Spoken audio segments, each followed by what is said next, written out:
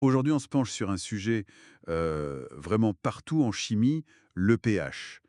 Mais on va regarder ça via les documents qu'on a reçus. Oui, parce que derrière ce sigle, en fait, il y a des aspects assez intéressants sur comment on le mesure, comment on le manipule. Et surtout, les précautions à prendre.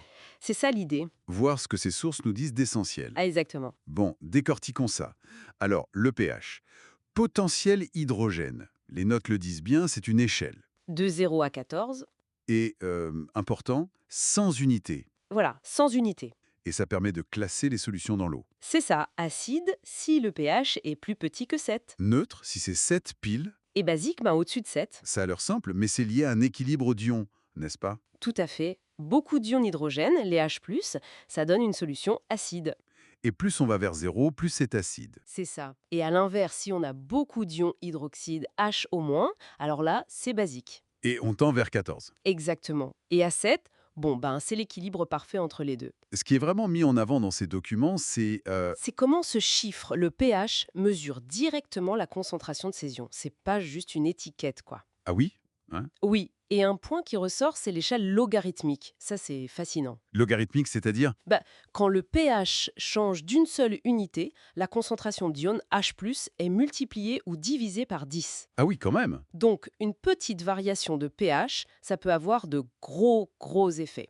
Ça quantifie vraiment le caractère acide ou basique. Et c'est là que ça devient vraiment intéressant, je trouve, quand on regarde les notes sur la dilution. Ah, la dilution, oui. À Jukeblo, ça paraît simple, mais les sources expliquent bien ce truc un peu contre-intuitif. Oui, quand on dilue un acide, eh bien son pH, il augmente. Il se rapproche de 7. Il monte vers le neutre. Et pour une base, C'est l'inverse. Diluer une base fait descendre son pH. aussi vers 7, vers la neutralité. Tout à fait.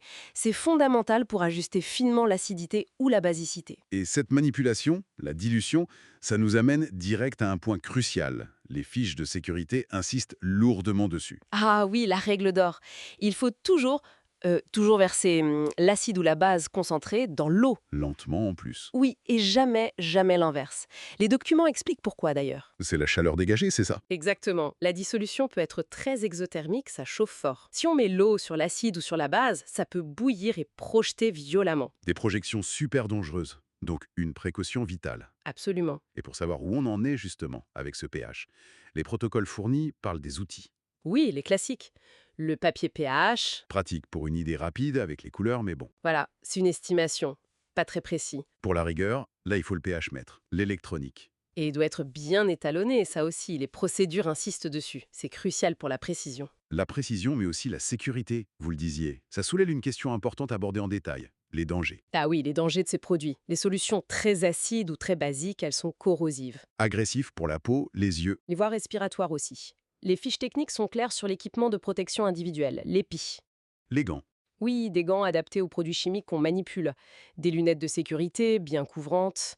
La blouse en coton fermée. C'est ça. Et parfois même un masque si des vapeurs peuvent se dégager. Et ce n'est pas tout.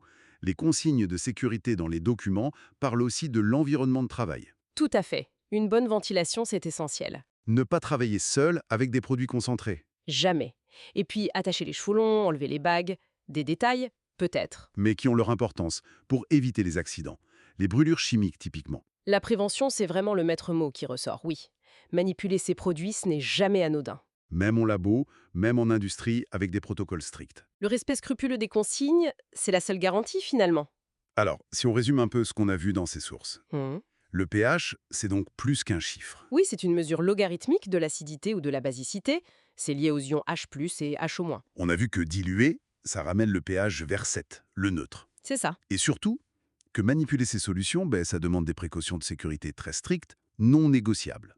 Des documents sont clairs là-dessus. Absolument. Et peut-être pour ouvrir une dernière piste de réflexion, suggérée par l'importance de cette dilution contrôlée dans les sources. Oui, Si maîtriser la dilution est clé pour la sécurité, on peut se demander comment cette capacité à ajuster finement le pH est utilisée de manière stratégique. au-delà d'éviter les dangers, vous voulez dire. Exactement. Comment ce contrôle précis influence par exemple l'efficacité des réactions en recherche géo ou la texture, la conservation des aliments dans l'agroalimentaire. Ah oui, intéressant. C'est là qu'on touche vraiment à l'application pratique et parfois critique de ces concepts.